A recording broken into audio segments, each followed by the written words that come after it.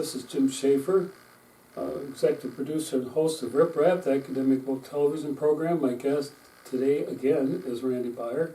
We're going to talk about books, academic books, and a variety of topics. Welcome to Rip Rap. Thanks for having me back once again. I think the value of this book's an attempt to bring together the different narratives that exist and to evaluate them, to begin a discussion, I'd say. Right. And I think that's the beginning of the discussion, but there's much more work that needs to be done. But the other point I'm trying to make is, there's a temptation that you bring something new in and that's all you got to do. Well, it's not quite that simple. No, right. Because you bring, like I said, it brings in other components, it brings in other insights and factors and dynamics that you hadn't anticipated, and then you got to stand back and look at that too. I think words,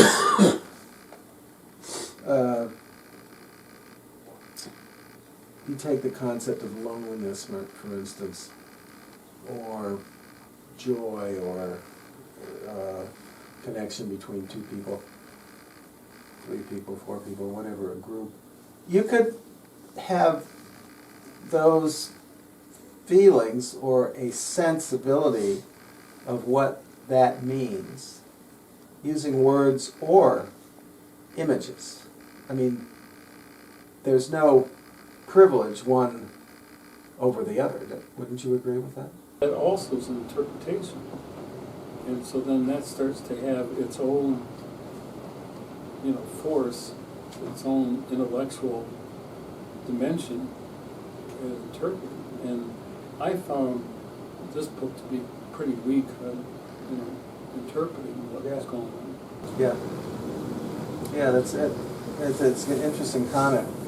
I mean, symbolically, I guess a story like Goodnight Moon is really about, I've always thought of it anyway, kind of psychological release or rest at the end of the day. You're trying to get a child to sleep, but your mind has to change over into you have to let the day go, and by counting off all these objects in that story, good night moon, good night hairbrush, good night this, good night that, everything gets sort of settled for the day, and you're ready for the next stage, which is sleep. You have to go to sleep.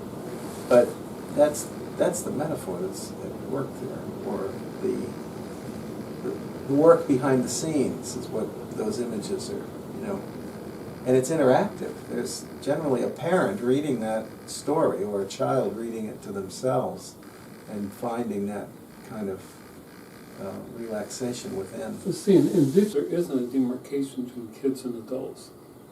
All storytelling is important to all people.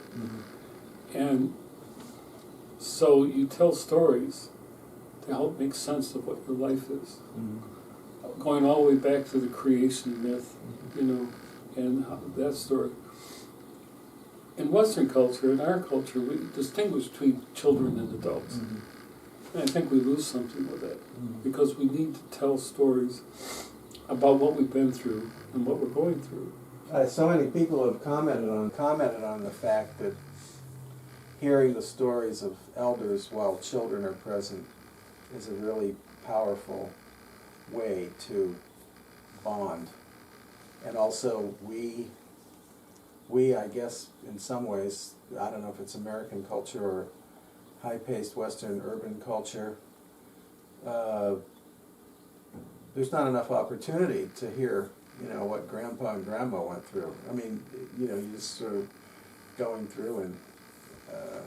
well, first of all, I don't think... you live in a context where everyone's very close. I don't think we share as much. We don't sit down. People don't even sit down for dinner. So there aren't those moments The simple gestures of shared experience, and appreciation of the importance of that shared experience. Right. That it has a huge impact on youth. Right. It also has an impact on adults, and those who are facing the end of their life, because it helps make sense of what's going on. But in the rush to try to appease the younger generation's fondness for, all kinds of things, visual, audio, and so forth. I think that some academic literature is short-circuiting the full benefits of what it would be like to incorporate it and to fully understand it. That's an interesting take. I wish we had another book to. You want to analyze the nature of academic literature now? Because I mean, at its best, it looks really deeply and granular at a particular issue, but at its worst, it could be so completely arcane that it doesn't have any integrative apart from a small circle of friends. This is a significant investment in an attempt to bridge the gap between the so-called millennial theory of... Oh, the graphic aspect, you mean. Yeah, the visual. Right, right. And that's what I'm concerned about, right. is it's not quite there. You know, just showing a whole bunch of stuff isn't the same thing as, you know, an eloquent interpretation. Really going into it. Because visual storytelling or visual narrative has an incredible, powerful, beneficial use across cultures. I mean, we know that. You could look at indigenous, what you're calling indigenous cultures, non-Western, I guess, or, you know, highly developed, wrong word, you know, modern, urban, developed, technological, complex, not the indigenous cultures are, I can't use these terms because they go across categories and well, I have my it's little, not exactly you know, non-Western because you have Native American cultures that yeah. have that indigenous dimension. Nowadays the way the world is you'll have what you might call indigenous cultures who are, you know, on cell phone and then Twitter and Facebook, and so where's the line? You know, there's no line anymore. We're in the era right now where the leading Republican candidate is notorious for his Twitter posts, Right. you know, which are 140 characters. But the power of the visual to explain and comment on and create cultural knowledge is, you know, I mean, look at what we have as evidence 25,000, 26,000 years ago in the caves around the world, in various places around the world, but, you know, Western Europe, Spain, France, Lascaux and whatnot. I mean, that's incredibly good knowledge. The value of this book's an attempt to bring together the different narratives that exist and to evaluate them, to begin a discussion, I'd say. Right. And I think that's the beginning of a discussion, but there's much more work that needs to be done. But the other point I'm trying to make is, you know, there's a temptation that you bring something new in and that's all you got to do. Well, it's not quite that simple. No, right. Because it bring, like I said, it brings in other components, it brings in other insights and factors and dynamics that you hadn't anticipated, and then you got to stand back and look at that too.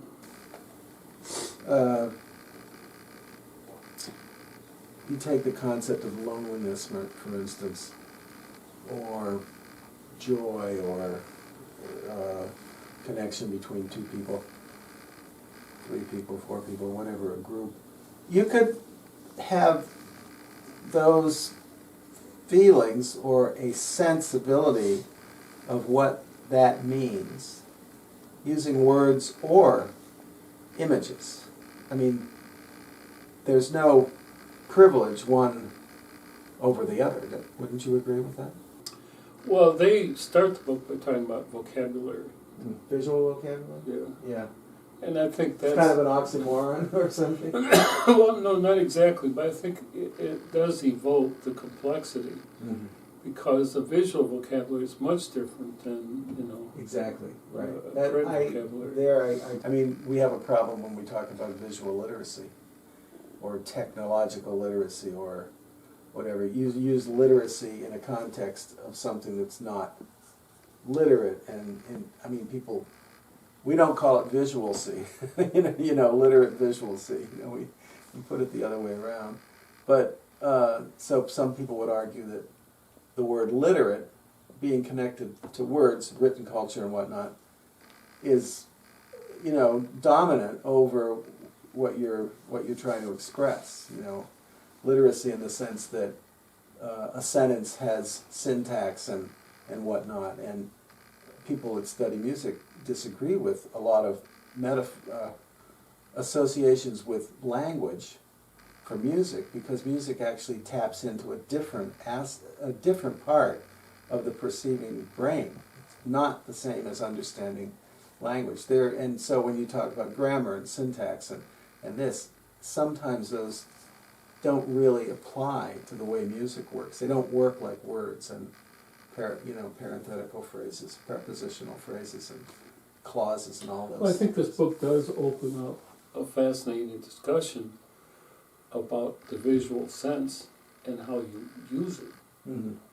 But because it concentrates on what it calls the visual vocabulary, I think it's already limiting itself. Yeah. Because what really needs to be done is, just like you said, you need to create the visual vocabulary, right, or the create the visual designations in order to so people, you can't communicate unless you have some agreed meaning, or frame of meaning. Yeah. And it's very difficult, as that book shows. I mean, we have a problem when we talk about visual literacy or technological literacy or whatever. You use literacy in a context of something that's not literate, and I mean, people, we don't call it visualcy, literate visualcy. We put it the other way around. But so some people would argue that the word literate, being connected to words, written culture and whatnot, is dominant over what you're trying to express. Literacy in the sense that a sentence has syntax and whatnot, and people that study music disagree with a lot of associations with language for music, because music actually taps into a different part of the perceiving brain.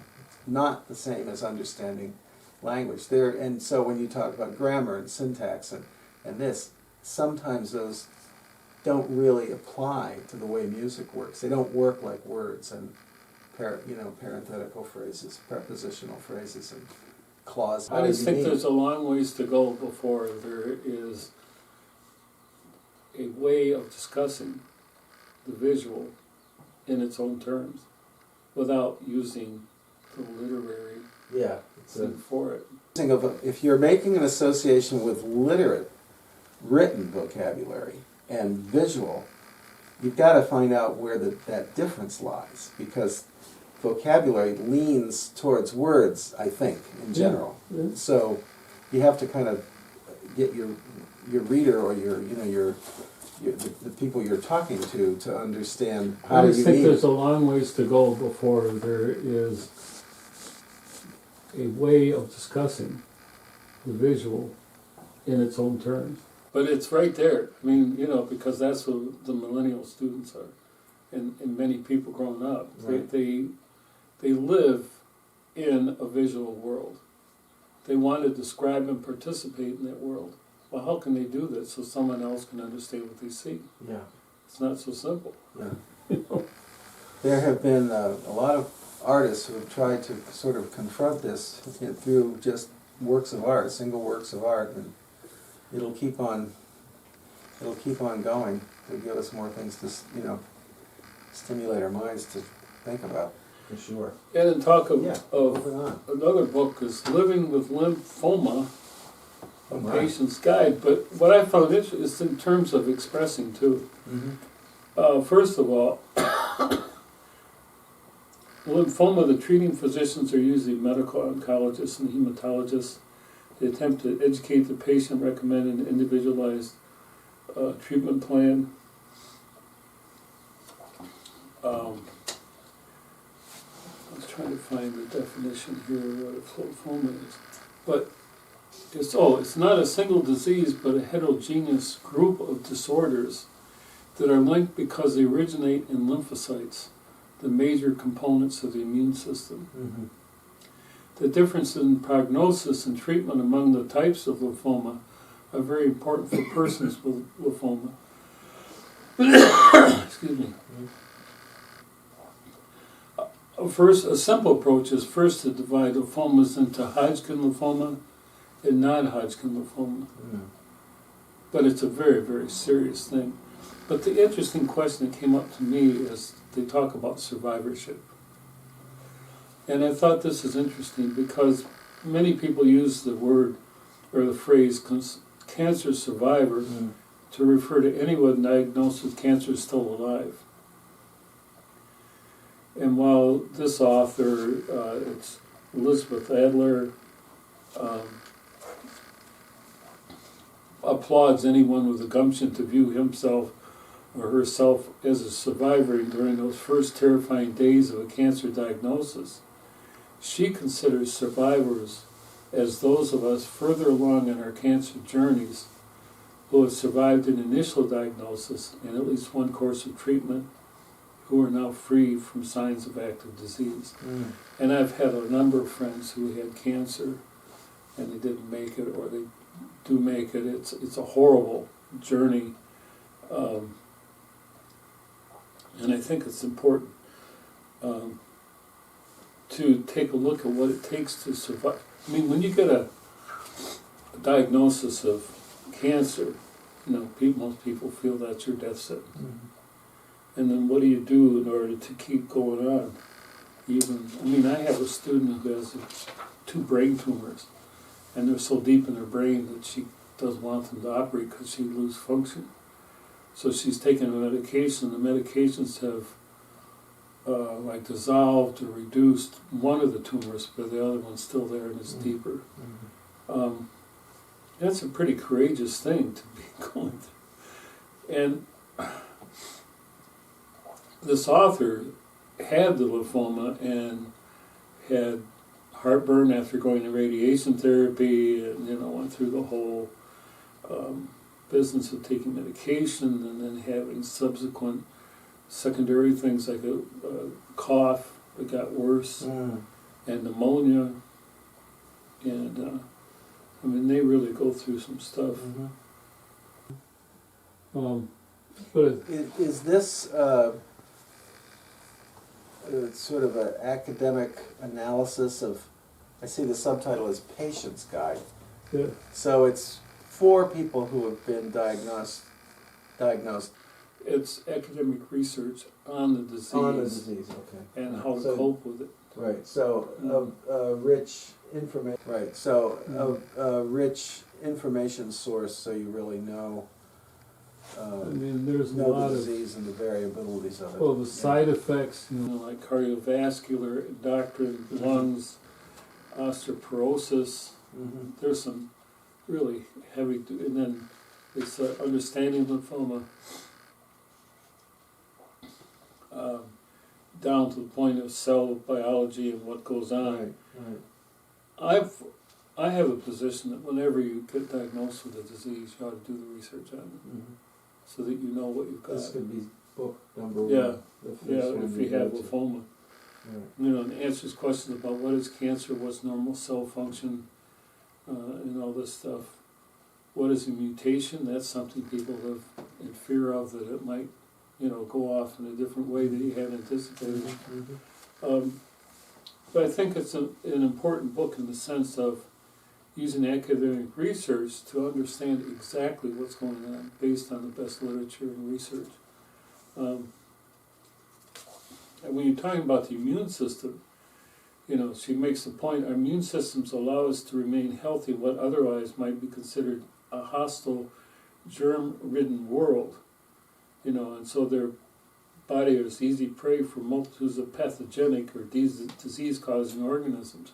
So as you're trying to fix the one problem, it could be making you vulnerable to a whole host of others. I know that's very true because cancer patients are so vulnerable to other, the onset of other things. And in some cases, I guess, those might be the diseases that actually end up affecting their life. Another thing you get into is when you have cancer is how it's classified and what are the stages. Bureaucratically, yeah. There's apparently 20 different clinical entities known as lymphoma. They're distinguished from one another by various characteristics, including the appearance of malignant cells under a microscope, the specific proteins that appear on the cell surface, the pattern in which the cells grow. I mean, these are at the cellular level, but they can make a whole lot of big difference to the patient.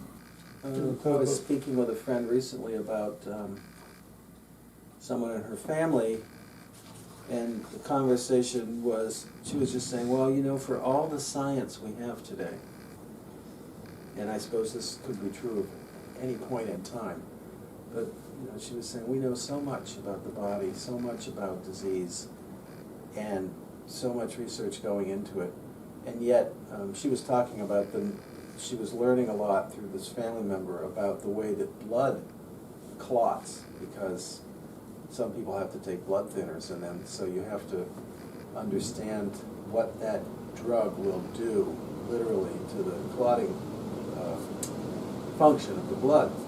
And if you look into the research, what she was telling me about is that blood actually is a phenomenal mechanism and has all these stages of thickness and clotting, and you have to know all that. Obviously, these are extremely deep subjects and very complex. Thank God we have the scientists and the researchers to figure it out. But then she said, you know, in the end, there's so much mystery to it still. We know so much about it, and yet we don't know how individual people necessarily react to treatment, respond to treatment, or what new aspects of things are going to come about. Well, we still don't really know the causes. She lists a number of causes for lymphoma, but they don't know the definitive. Right. It could be environmental, it could be all kinds of things here. But yeah, what we don't know is much more than we knew, even after all these years of science, and how it plays out. But I found that interesting is that journey of discovery. Exactly. Under visual, we've got the science of MOM, M-O-M. We've got weekend pilots, technology, masculinity, private aviation in post-war America. Well, the science of mom one is by Alice Callahan. Well, the science of mom one is by Alice Callahan. And it's talking about evidence-based parenting. Evidence-based is like, what do we call it? It's the I wouldn't call it a fad concept, but it's a buzzword. It's a buzz term now in all kinds of medical health sciences, medical practice, nursing practice. But I think it's at least it's evidence, attempt to collect the evidence. Yeah. Well, I mean, anthropologists would say evidence-based ethnography, right? It would be kind of a funny way of, in a sense, stating the obvious, but evidence is always interpreted. Depends on your interpretation of what evidence. So then they say a critical part of the scientific process is peer review and publication of results. What does that mean? Peer review with your other parents, with other parents? No. We're talking about science. Yeah. What is the science of mom? Well, is that like how mothers relate to their children? Is it about the nature of nurturing and growth and bringing between babies and between families? Mm-hmm. Yeah. But it's based on peer-reviewed literature. Right. And I think that's always a healthy thing to start. Whether to let the baby cry or whether to rush to the baby's side. It's, I don't know young parents of any culture who don't talk about that. What's interesting, this book began as the woman had become pregnant. And you mean the topic of the book? the book project. Alice Callahan. Her project, yeah. And then she went for a, MRI or ultrasound. And thought, well, that's good. And the baby died. So You mean it was immediately after birth, or it was a miscarriage? It was a miscarriage. I see. So there was all this hopefulness about getting together. All it takes is good science. There's something And else. something else happened, right. And so now, she said, if all goes well, I'll have a new baby to care for by the time this book is published. But I like the idea that she started trying to understand when she got pregnant at first. And, it didn't go well. I mean, it just triggers off all these feelings of positivity, and it just didn't happen. So this is the science behind pregnancy, motherhood, preparing for birth, not necessarily those in that order or in that priority. So okay, right. Because I imagine, well, we know that all kinds of changes happen even before pregnancy in terms of preparing for it. And she talks about a lot of the things that when after the baby's born, you start worrying about vaccines. Is that going to be a good thing or a bad thing? Right. But it's Are whole. GMO's going to make my child autistic? Yeah. But she's got a whole series of things. The ingredients, the newborn vitamin K shot, the hepatitis B vaccine. Do we give too many vaccines too soon? Do vaccines cause autism? Does she end up with opinions? I mean, does she give the science as best she can? I think she gives the science the best she can, but I think she gives the science the best she can, but, the ins and outs of commercial baby foods, that's another hot topic for new parents. We never did. We just took regular food and put it in the blender and froze it in ice cube trays. I mean, there's nothing better than Gerber peach with tapioca. I'm being facetious. The parents go through the feeding. I mean, it's so much. I'm making a gesture of a feeding cruncher. You steam or soften up peaches, or take fresh peaches, put them through that food grinder thing, and you don't need Gerber. You don't have to cook it. we never bought Gerber. You just eat the put it in the fresh blender peach, and then right. put that in ice cube trays and froze it. Yeah. You just take out one chunk at a time. Yeah.